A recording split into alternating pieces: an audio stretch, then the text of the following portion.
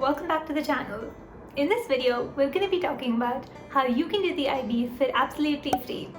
I'll be covering the 3 steps to get a scholarship and talking about why you should or should not do the IB. Let's get into it. The IB has a reputation for being extremely expensive. So when I came to 11th grade, I got 2 scholarships to IB schools.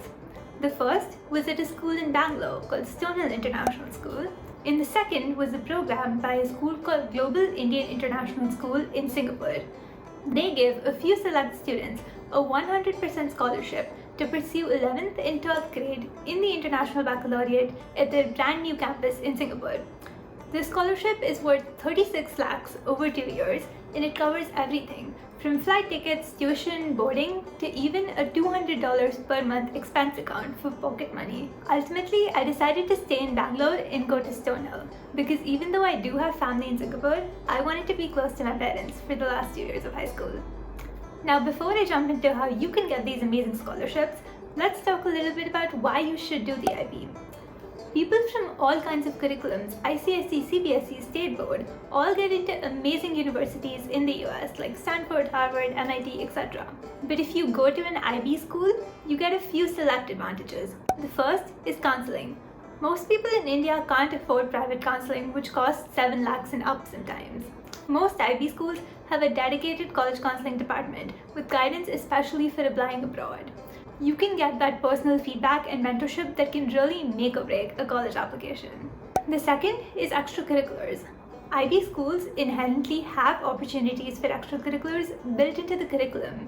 You have a required project called CAS, or Creativity Activity Service, which requires you to have things like community service hours and even do a collaborative project with your classmates.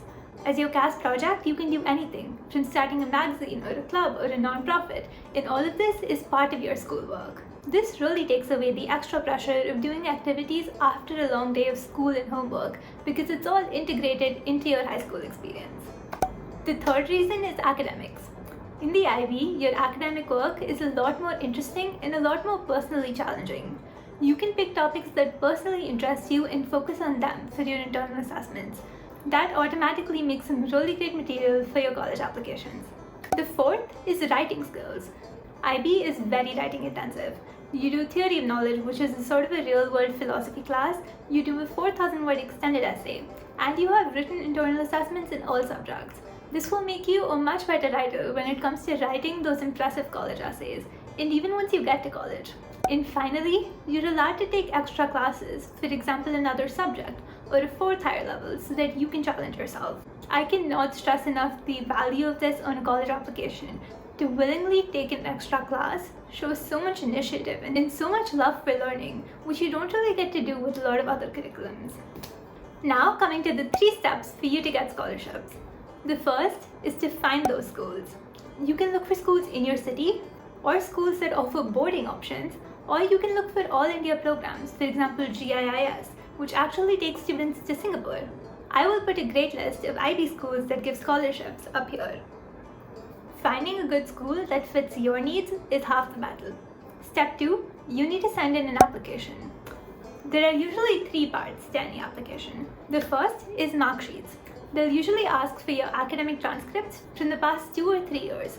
This is pretty simple. You just need to go to your school, ask for a copy of your mark sheet, and then email it off. With mark sheets, it's totally fine if you're good in some subjects and you're not so good in other subjects. As you go into higher grades, your education does become a little more specialized, and you really have the freedom to study what you want. So for example, if you're really bad at, say, history, and you've gotten really low grades, it doesn't matter because you're probably not going to study history in the IB. Instead, if you want to study physics, focus on getting good grades in that.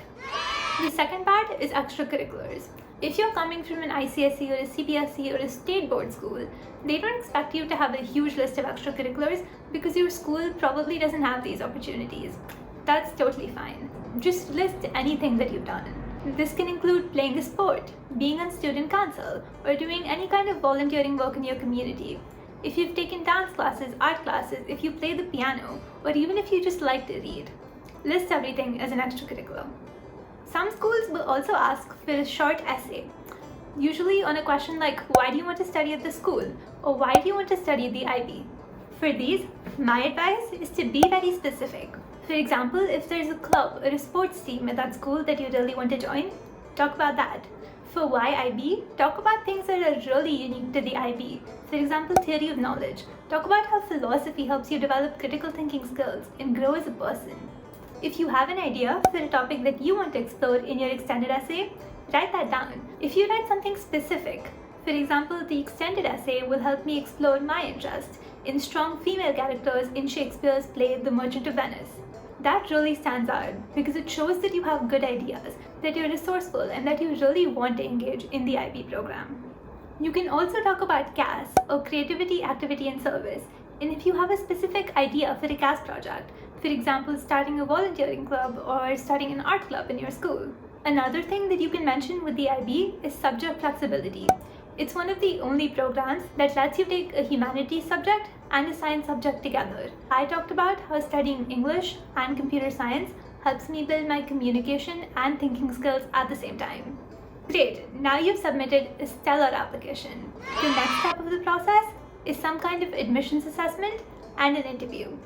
They might invite you to the school itself or to a testing center, but this will likely be in person. Now for the admissions test, this usually has two components, math and English. It's a lot like the SAT or ACT. So if you are preparing for those, that preparation will help you in this. But what counts the most is the interview. Some of the questions you get might be, what do you want to study? What are your future plans? How will you contribute to the school? What is your favorite subject and why? What book are you currently reading? And what are your strengths and weaknesses? My biggest advice is to come up with extremely creative answers that really stand out. These interviewers have interviewed thousands and thousands of students, and they've probably all said the same repeated boring answers. For example, what do you want to study? Yeah, you can say that you want to study computer science and become a software engineer, but that's probably not a really interesting answer. That's probably not going to make a huge impact on the world. You want to get creative with this. For example, I said that I want to do something at the intersection of computer science and multimedia, which is film and writing and audiovisual media, all those different things, which is probably why I'm now doing a YouTube channel. But talk about some of your interesting academic interests and try to bring in some of your own unique thoughts. How will you contribute to the school? Do your research. I knew that the school in Singapore didn't have a creative magazine run by the students. So I said that I would want to get together students who are interested in design, writing, photography, and start up a creative magazine at the school. And I think that really impressed them because one, it shows that I've done my research and I know what exists and what does not at the school. And two, I've actually come up with a really creative idea that shows that I'm going to engage in leadership positions when I'm at that school. So what are you currently reading? At the time, I was reading Outliers by Malcolm Gladwell, but I didn't just name the book. I actually offered my own thoughts on it. For example, I said the author talks about X and Y, and I agree with X, but I don't really agree with Y. And this is what I think instead. And I actually ended up getting into a really interesting discussion with my interviewer about the role of talent versus luck in success. Again, for strengths and weaknesses, don't give them a cliched answer like, I'm too much of a perfectionist. They're not really going to buy that as your weakness. You know, if you struggle with time management, talk about that. For me, I said that I take on too many projects at once and then I'm not able to commit fully to all of them. So one of the things that I want to improve about myself is taking on fewer projects that I'm actually interested in and giving my 100% to those. One, try to be honest, and two, try not to give them cliched, boring answers that they've heard before. My final tip for these interviews is to be confident. And by that, I don't mean that you have to be extremely extroverted and project confidence and charisma across the room. That's not what I mean. I'm definitely not that person. What I mean by that is be confident in your own strengths. For example, even though I'm not super extroverted, I'm very soft-spoken, I'm a kind person, I'm able to see things from different perspectives, and I'm able to talk about some of my own very weird ideas. And I try to bring that side of me out in the interview. Showcase the best sides of your personality. Play to your strengths. And that's the entire application process. But before I finish off this video, I want to talk about a few reasons why you should not do the IB. The first is if you're not good at or if you absolutely hate writing. Because in IB, you're going to be writing a lot. You have your extended essay, you have English, which really focuses on analyzing and personal interpretation. Then you have theory of knowledge, which is all about different perspectives. If you don't enjoy debating theoretical stuff and writing about it, IB is probably not for you. The second is if you prefer rote learning. At times, a lot of Indian boards will require you to learn off stuff in the textbook and then just vomit it in the exam. But that is not IB. You really need to build thinking skills. Sometimes the question paper in the exam will be completely different to what you've studied in class. But you have to start that thinking process and you have to make connections to previous knowledge. So if you prefer rote learning, IB is not the best option for you. The third reason is if you want to avoid maths or science altogether. In the IB, you typically take one science, one humanities, one social science, 2 languages, and an extra subject. But if you really don't like math and you want to do all humanities subjects, you should probably try A-levels or stick with an Indian curriculum. And finally, the transition from another board to IB is bound to take some time. If you think that will take away valuable time from your extracurriculars, or if you have a lot that you're doing and you don't really have time to adjust to a new curriculum, don't do it. Like I said, people from all kinds of backgrounds get into top universities in the United States. I hope this guide to studying IB for free helped you in your own journey. Best of luck with your scholarship applications. Comment any questions you have below and I will see you very soon. If you're watching at this point, I'll share something with you. The reason I'm making this video is because my IB results come out in a few weeks and I'm stressed. So we cope with it by making a video. Welcome to the YouTube Live.